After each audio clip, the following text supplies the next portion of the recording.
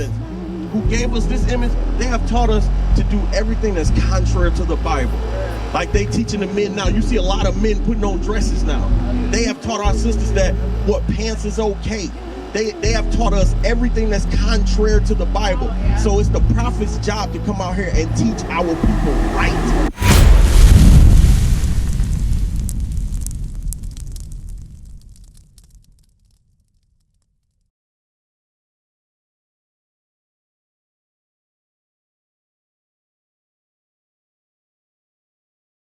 But what's the outcome of a woman taking care of a man? What's the outcome? Talk to me. Talk to me. What do she become then? Read this. Because the Lord knows what he created. He already said it before y'all even went through it. Read. This is the book of Sirach, chapter 25 and verse 22. A woman, if she maintain her husband. A woman. If an Israelite woman maintain her husband, meaning she got the job, she paying the bills, she cleaning the house, she's taking care. But this is not the Israelite man. This is that no good brother who don't want to do right. You see what I'm saying? So God says the woman, if she maintain that man, read, is full of anger. She's what? Full of anger. Isn't that predominantly in our nation today? That's predominantly in our nation today. He said, the Most High, read that again. A woman, if she maintain her husband, is full of anger, impudence, and much reproach. So that impudence, that much reproach, she's disrespectful. Why? Because she come home from work every day and my man playing the game, he ain't doing nothing, he ain't cleaning the house, he ain't did nothing.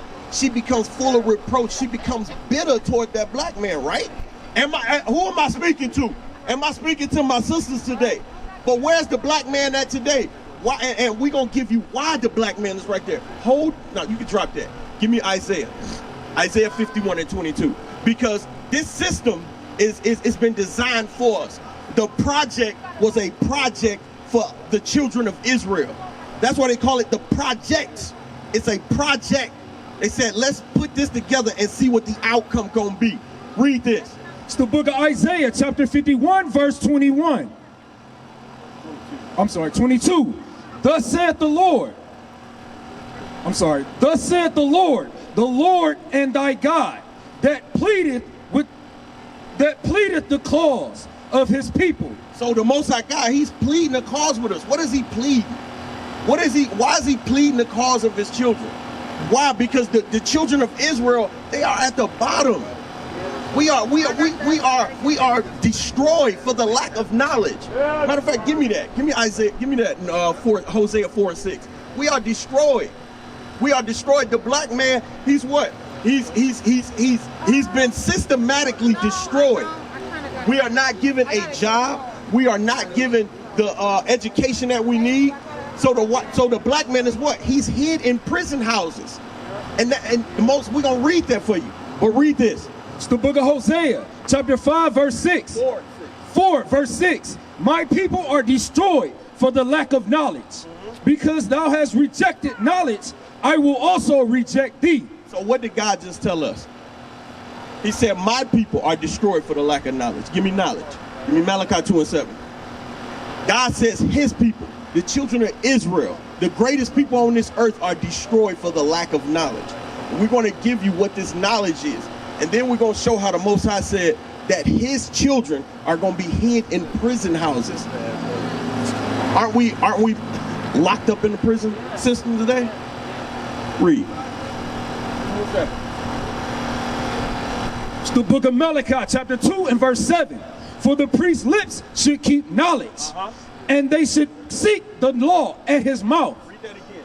For the priest's lips. The priest is another word for pastor. It's another word for prophet. To foretell these so-called pastors that's been set up in these churches.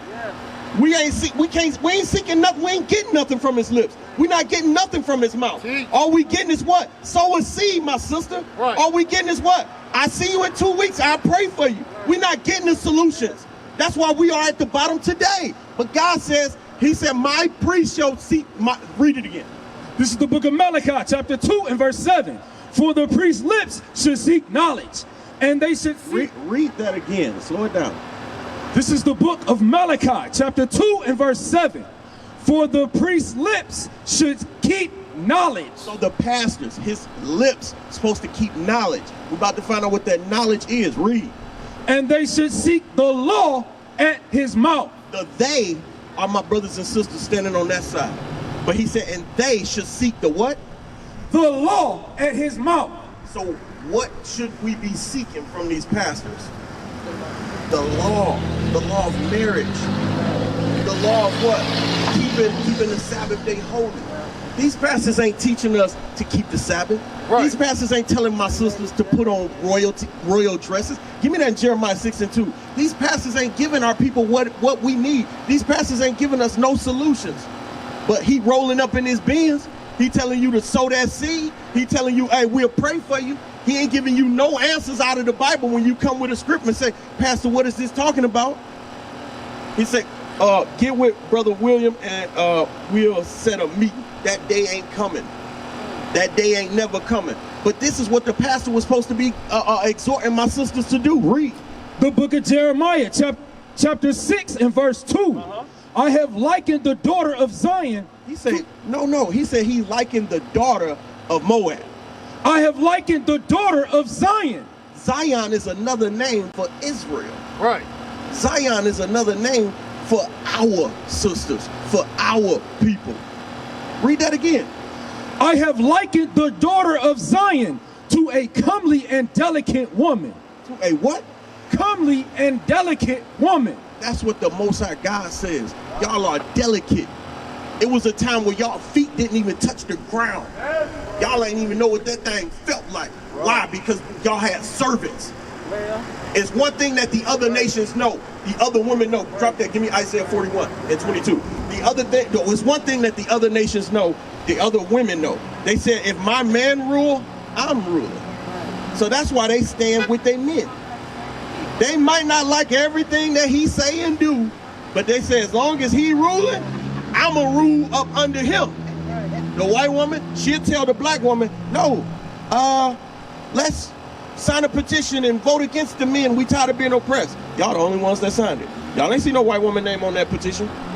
The Arab woman, she'll look at y'all crazy. Y'all talking about getting her to sign a petition against her man. The East Indian woman, they don't even talk to y'all. Because they know they rule if they man rule.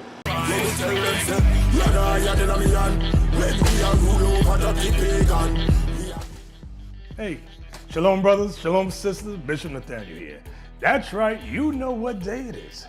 It's Shout Out Tuesday. It is Shout Out Tuesday. And I pray you brothers and sisters join me every Tuesday afternoon on IUIC Events channel, where I will be reading your kind and inspirational letters, also thanking you for your kind donations, and also covering very important biblical information for the mental well-being of our 12 tribes. That's right, 12 tribes worldwide. So hope to see you then, every Tuesday afternoon on IUIC Events. Shalom.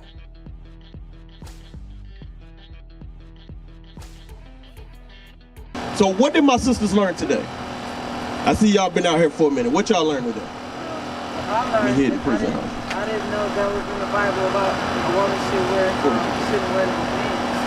pants. All praise. So what should you do now moving forward? Don't wear pants, right? All praises. What? Yeah, I learned like they don't really talk about that. They always try to put it all over. Right.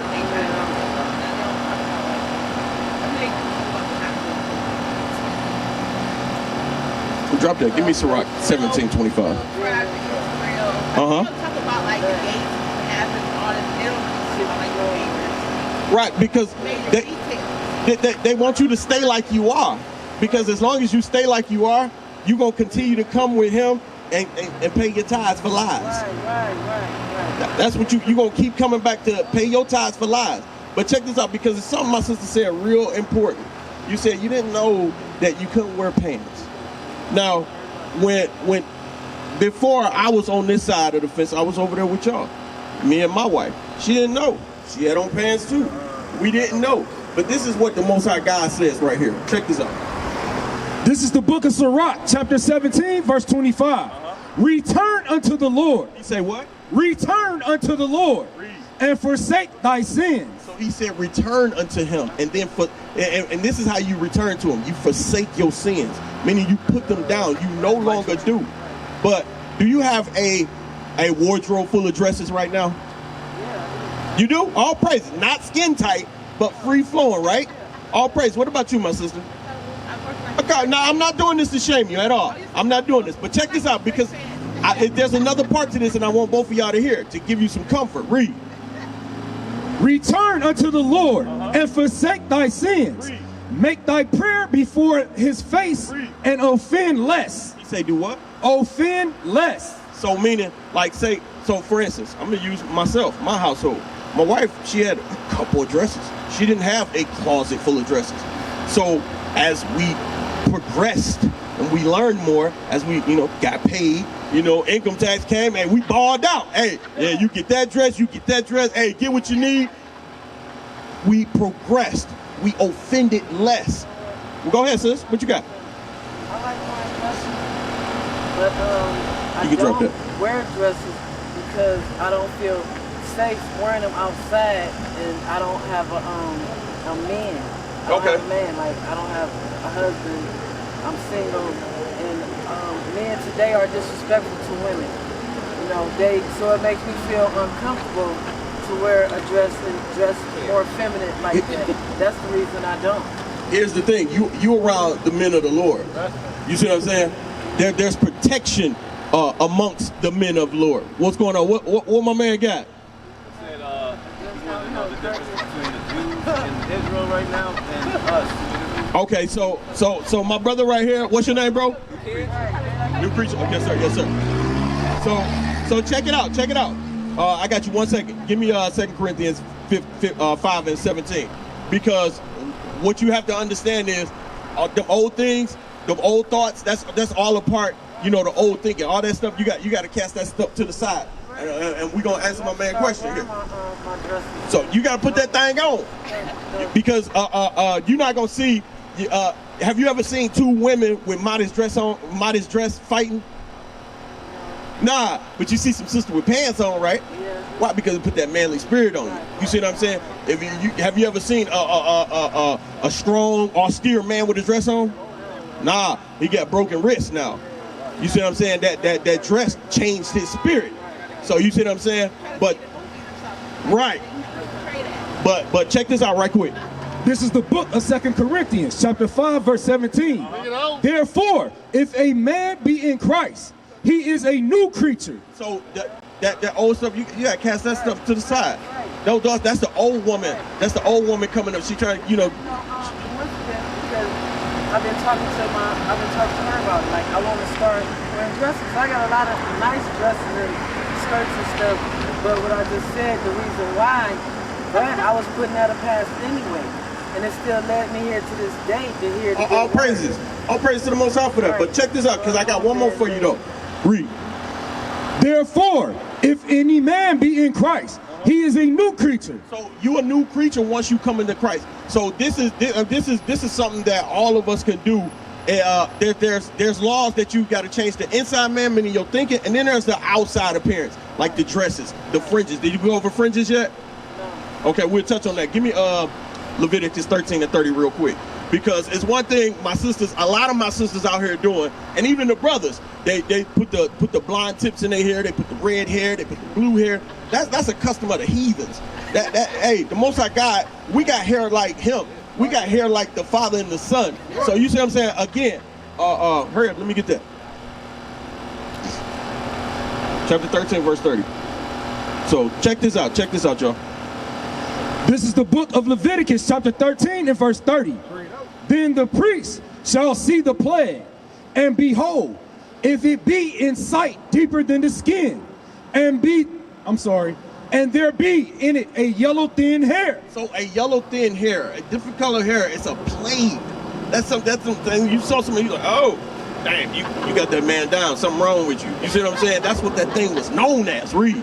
Then the priest shall pronounce him unclean. These heathens who gave us this image, they have taught us to do everything that's contrary to the Bible.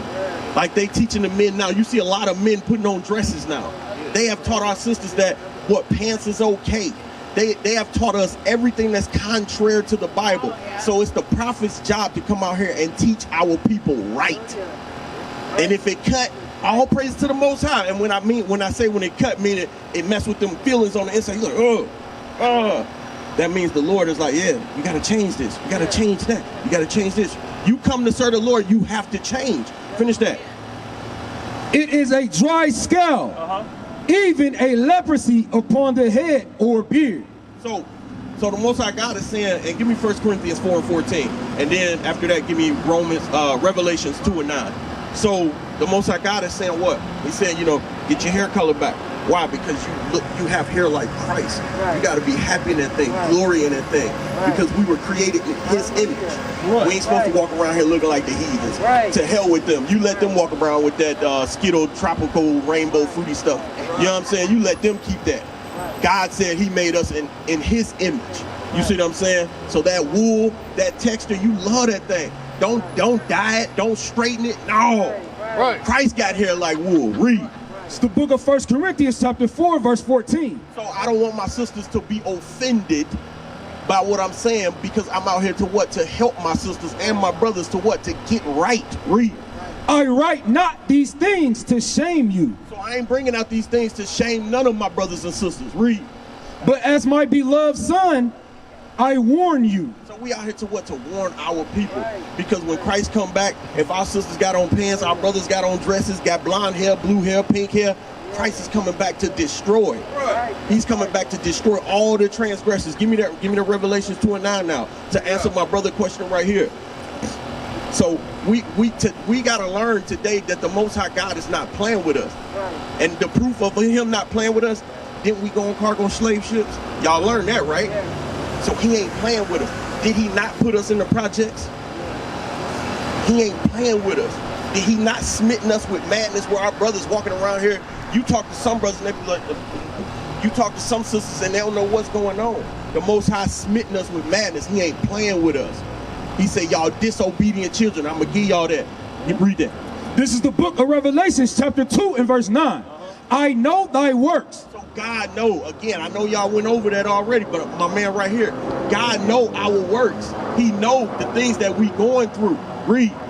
And tribulation. He know our tribulation. He know the piss poor education that we get. He know the piss poor jobs that we get. We the first to get fired and the last to get hired. We can have a damn doctorate degree, but because Timothy or little Matthew, his father, uncle owned the company, he getting a job. He can have a damn felony and still get the job before us. So he know our tribulation and our affliction. Read. And poverty, but thou art rich. So he said, I know that y'all in the slums. I know that y'all in the ghettos. When you look up the word ghetto, it says where the Jews resort. Look it up on your phone. It said, you put ghetto in the phone, it said where the Jews resort, meaning where the Jews live at. They telling us in broad daylight who we are. Read. And I know the blasphemy. He said, I know the biggest lie. I know the lies. Read. Of them which say they are Jews. He said, I know the lies of those who say they are Jews, the ones who live in Beechwood, the ones who run Cleveland Heights, the ones who live up in Pepper Pike. He said, I know the lies that they say. What the lies they say? That say they are Jews. And say they are what? Are Jews and are not. God says they ain't the real Jews because they call themselves Jewish. When y'all tell the black man and y'all say he childish as hell, is he a child? Well, why y'all say childish? Because that's how they... He acting, right? They call themselves Jewish. They acting like they not the real Jews. If I say I'm gonna be at your, if you say, hey, bro, hit me up, man. All right, I got you, bro. I'll be around there about 6 o'clock. I'll be 6ish, somewhere around there. Am I coming at 6 o'clock? If I say 6ish, no, somewhere. And if you talking about us, yeah, I'll probably be there at 7. You know what I'm saying? That's good. But nonetheless, God says, He said, I know the blasphemy. I know the lies that they of those who say they are the Jews, who call themselves Jewish. Read. But are the synagogue of Satan. He said they the chief house. They the chief house of Satan. They the church of Satan. Not one of them, but the whole nation. All of them. Give me that Sirach 12:2. He said all of them. You can't trust Betty. You can't trust Matthew. You can't trust. Hey, listen, they may be cool at work, but that's it. You keep it moving. That's it. You do your 8 and skate. That's what we say. Right. We do our 8 and skate, and I'm out of there. I did my 8 hours, I ain't got nothing. Don't talk to me, I gotta go, Bob. Did my damn job, let me go. Read. This is the book of Sirach, chapter 12 and verse 10. Never trust thine enemy, for as iron rusteth, so is his wickedness. So you leave iron in the water, you leave iron out in the snow, it's gonna rust, right? It's gonna take some time, but it's gonna rust, right? Read that from the top again. This is the book of Sirach, chapter 12 and verse 10. Never trust thine enemy. That's a law. God says never trust thine enemy. That wasn't a suggestion. He said never trust thine enemy. Yeah, they gave you a job, but I made them give you a job.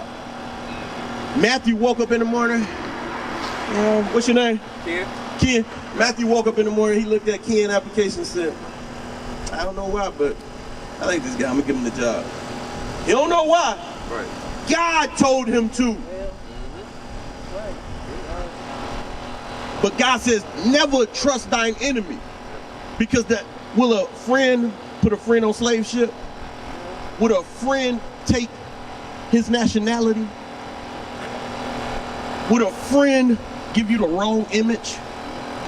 Would the friend put you in the projects and set up pipeline to prison, school to pipeline prison system? Our poor education was for a reason. I'm gonna give you the poorest education, so therefore, I know your ending place. That's why they say stats say in 2025, this many people will be sick in the cancer center because they know what they're doing to the food. Nation is family. Nation is community. Nation is men leading by example. Nation is women's support. Nation is children with role models. Nation is unity. Nation is you. It's nation time.